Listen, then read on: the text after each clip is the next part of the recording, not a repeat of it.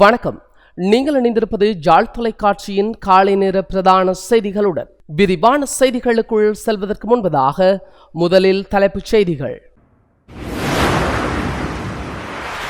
எமது வீட்டு முற்றங்களை நினைவு முற்றங்களாக்குவோம்.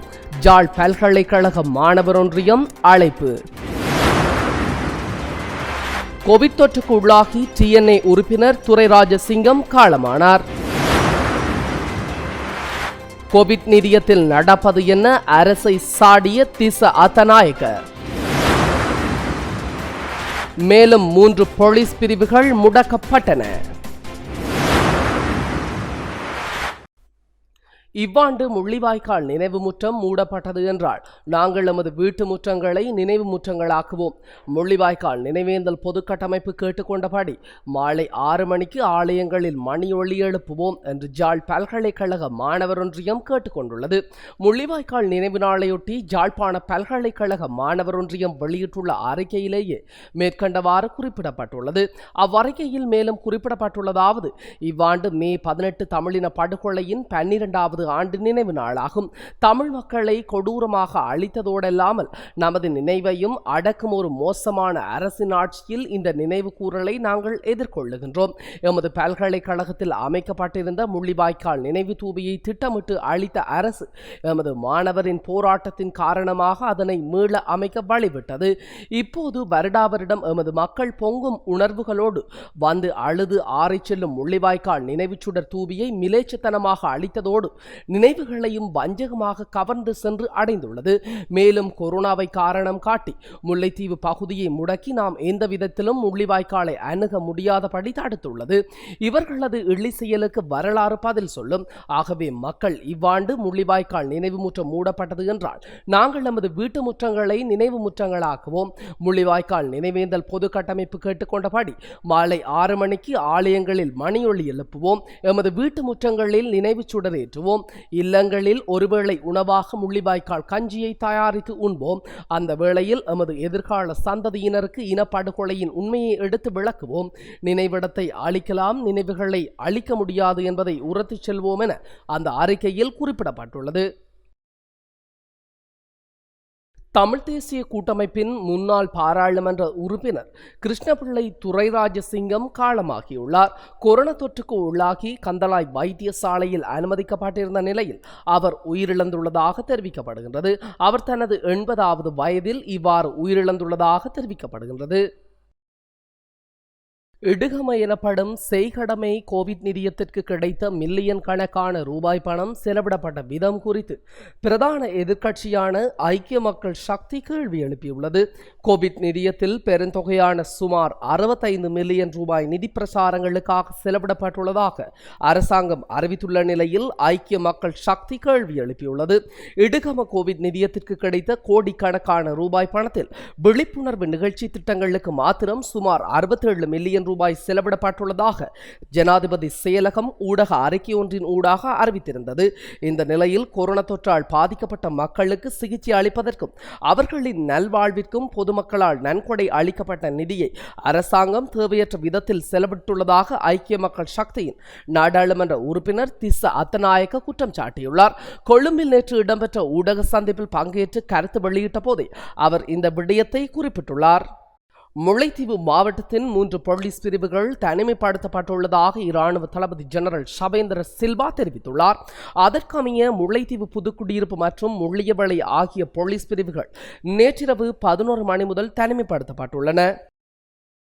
கால்வாயில் மீன்பிடிப்பது பாவம் என்று அறிவுரை கூறியதை அடுத்து 85 வயது பௌத்த துறவியொருவர் தடியால் அடித்து கொலை செய்யப்பட்டதாக வெலிகம போலீஸ் தலைமையகம் அறிவித்துள்ளது. மேலும் இந்த தாக்குதல் 29ஆம் தேதி நடந்துள்ளது. இதில் பாதிக்கப்பட்ட துறவி 16 நாட்களாக மாத்தறை பொது மருத்துவமனையில் சிகிச்சை பெற்று வந்துள்ளார். வெலிகம கொபியாபான கபுவவத்த ஸ்ரீ விவேகாராம கோயிலில் தலைமை பதவியில் இருந்த தித்தேகல்ல தேவானந்த தேரரே இதில் உயிரிழந்துள்ளார். மேலும் இந்த தாக்குதல் நடத்திய சந்தேகத்தின் பேரில் 5 இளைஞர்களை போலீசார் கைது செய்துள்ளனர். அத்தோடு குறித்த விகாரைக்கு பின்னால் உள்ள மீன்களுக்கு அரிசி வீசும் பழக்கம் தேரருக்கு நீண்ட காலமாக இருந்து வருகிறது. 29ஆம் தேதி அந்த இடத்தில் தாங்கியிருந்த ஒரு இளைஞர் மீன்பிடிக்க தொடங்கியுள்ளார். மேலும் அதை தேரர் தடுக்க முற்பட்ட போதே இவ்வனர்த்தம் ஏற்பட்டுள்ளது. சந்தேக நபர் மேலும் 5 பேருடன் வந்து துறவியை தாக்கியதாக போலீசார் தெரிவித்தனர். தென்கிழக்கு அரபிக்கடலில் உருவான டஃப்தே புயல் காரணமாக மேற்கு தொடர்ச்சி பகுதியை ஒட்டிய பகுதிகளில் மழை கொட்டி தீர்த்தது. கேரளா, கர்நாடகத்திலும் பலத்த மழை பெய்தது. இந்த புயல் குஜராத் மற்றும் மகாராஷ்டிராவில் அதிக பாதிப்பை ஏற்படுத்தக்கூடும் என வானிலை ஆய்வு மையம் முன்னெச்சரிக்கை விடுத்தது. புயலை எதிர்கொள்ள குஜராத் மற்றும் மகாராஷ்டிரா மாநில அரசுகள் தேவையான முன்னெச்சரிக்கை நடவடிக்கைகளை எடுத்தன. மேலும் பேரிடர் மீட்பு படையினர் முப்படைகளும் தயார் நிலையில் வைக்கப்பட்டன. இதற்கிடையே அதிதீவிர புயல் நேற்று அதிகாலை மேலும் தீவிரமடைந்தது. புயல் வேகமாக நகரத் தொடங்கியது. இதன் காரணமாக ஒரு நாள் முன்னதாகவே நேற்று இரவு 9 மணியளவில் குஜராத் மாநிலத்தில் போர்பந்தர் மாகுவா இடையே கரையை நெருங்கியது. முன்னதாக மும்பை கடல் பகுதியில் 145 கிலோமீட்டர் தொலைவில் புயல் நகர்ந்து சென்றது. இதன் காரணமாக மகாராஷ்டிரா தலைநகர் மும்பை உள்ளிட்ட கடலோர மாவட்டங்களில் நேற்று முன்தினம் இரவு முதலே மழை பெய்ய தொடங்கியது. மும்பையில் நேற்று 120 கிலோமீட்டர் வேகம் வரை சூறைக்காற்று வீசியது. இடைவிடாத மழையும் கொட்டி தீர்த்தது. இதன் காரணமாக நாட்டின் நிதி தலைநகர் மும்பை நிலை குலைந்து போனது. இதேபோல மும்பை அருகே உள்ள இதர கடலோர மாவட்டங்களிலும் சுழன்று அடித்த காற்றுடன் கனமழையும் கொட்டி தீர்த்ததால் பெரும் சேதம் ஏற்பட்டது. இந்நிலையில் குஜராத் மாநிலத்தில் கரையை கடக்கும் போது மணிக்கு 155 முதல் 165 கிலோமீட்டர் வேகத்தில் காற்று வீசும் என கணிக்கப்பட்டிருந்தது. சூறைக்காற்று சுழன்று அடித்ததால் குஜராத்தை டஃப்தே புயல் குதறி போட்டது. அங்கு கடலோர மாவட்டங்களில் சூறாவளி காற்று பேய்மழை காரணமாக பல இடங்கள் சின்னாபின்னமானது. ஏராளமான மின் கம்பங்களும் மரங்களும் சாய்ந்தமை குறிப்பிடத்தக்கதாகும். மேட்டூர் பழைய அனல் மின் நிலையத்திலிருந்து ஒரு அலகில் 210 மெகாவாட் வீதம் 4 அலகுகளில் 840 மெகாவாட் மின்சாரம் உற்பத்தி செய்யப்படும். கடந்த 2 நாட்களாக மின் தேவை குறைந்ததால் 630 மெகாவாட் மின்சாரம் மட்டுமே உற்பத்தி செய்யப்பட்டது. இந்த 4 அலகுகளுக்கும் நிலக்கரி குவித்து வைத்துள்ள ஜாட்டிலிருந்து கன்வேயர் பெல்ட் மூலம் நிலக்கரி எடுத்துச் செல்லப்படும். இந்நிலையில் இன்று அதிகாலை 3 மணியளவில் இந்த நிலக்கரி எரியும் போது கன்வேயர் பெல்ட்டும் சேர்ந்து தீப்பிடித்து எரிந்தது. இதனால் பயங்கரமான தீ விபத்து ஏற்பட்டது. தகவல் அறிந்து மேட்டூர் தீயணைப்பு துறையினர் விரைந்து வந்து தீயை அணைக்கும் பணியில் ஈடுபட்டனர். இதன் காரணமாக வரும் நாட்களில் அனல் மின் நிலையத்தின் மின் உற்பத்தி பாதிக்கப்படும் என்று கூறப்படுகிறது. காசா நகர் மீதான தாக்குதலை இஸ்ரேல் ராணுவம் தீவிரப்படுத்தியதை தொடர்ந்து அங்கு போர் விமானங்கள் குண்டுமழை பொழிந்தன. இஸ்ரேல் மற்றும் பாலஸ்தீனம் இடையே நீண்ட காலமாக எல்லை பிரச்சினை நீடித்து வரும் நிலையில் கடந்த 10ஆம் தேதி பாலஸ்தீனத்தின் காசா நகரைச் சேர்ந்த ஹமாஸ் போராளிகளுக்கும் இஸ்ரேல் ராணுவத்துக்கும் இடையே பயங்கர மோதல் வெடித்தது. அப்போது தொடங்கி தற்போது வரை இருதரப்புக்கும் கடுமையாக சண்டையிட்டு வருகின்றன. காசா நகரிலிருந்து ஹமாஸ் போராளிகள் இஸ்ரேல் நகரங்கள் மீது ராக்கெட்டுகளை வீசி தாக்குதல் நடத்தி வருகின்றனர். அதற்கு பதிலடி தரும் விதமாக இஸ்ரேல் போர் விமானங்கள் காசா நகர் மீது வான்வழி தாக்குதல் நடத்தி வருகிறது. இருதரப்பும் மோதலை கைவிட வேண்டும் என சர்வதேச சமூகம் தொடர்ந்து வலியுறுத்தி வருகிறது. ஆனால் கடந்த ஞாயிற்றுக்கிழமை இரவு நாட்டு மக்களிடம் உரையாற்றிய இஸ்ரேல் பிரதமர் பெஞ்சமின் நேட்டன்யாஹூ ஹமாஸ் குழுவுக்கு எதிரான ராணுவ நடவடிக்கை முழு வலிமையுடன் தொடரும் என சூளுரைத்தார். அதன்படி மோதல் தொடங்கியதிலிருந்து இதுவரை இல்லாத வகையில் நேற்று முன்தினம் காசா நகர் மீது இஸ்ரேல் ராணுவம் மிகவும் கடுமையான வான் தாக்குதல்களை நடத்தியது. இஸ்ரேலின் 50 போர் விமானங்கள் சுமார் 20 நிமிடங்களுக்கு காசா நகர் மீது இடைவிடாது குண்டுமழை பொழிந்ததாக தகவல்கள் தெரிவிக்கின்றன. திங்கட்கிழமை அதிகாலை தொடங்கி இரவு வரை இஸ்ரேல் ராணுவம் காசா நகர் மீது 80 முறை வான் தாக்குதல்களை நடத்தியதாக கூறப்படுகிறது.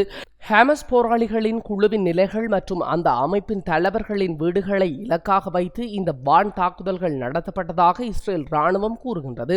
ஆனால் இஸ்ரேலின் வான் தாக்குதல்களில் காசா நகரில் முக்கியமான சாலைகள் மற்றும் மின் இணைப்புகள் மிகவும் மோசமாக பாதிக்கப்பட்டதாக பாலஸ்தீன அதிகாரிகள் கூறுகின்றனர். இதற்கிடையில் ஹமாஸ் போராளிகள் இஸ்ரேல் நகரங்கள் மீது கொத்து கொத்தாக ராக்கெட்டுகளை வீசி தாக்குதல் நடத்தி வருகின்றனர்.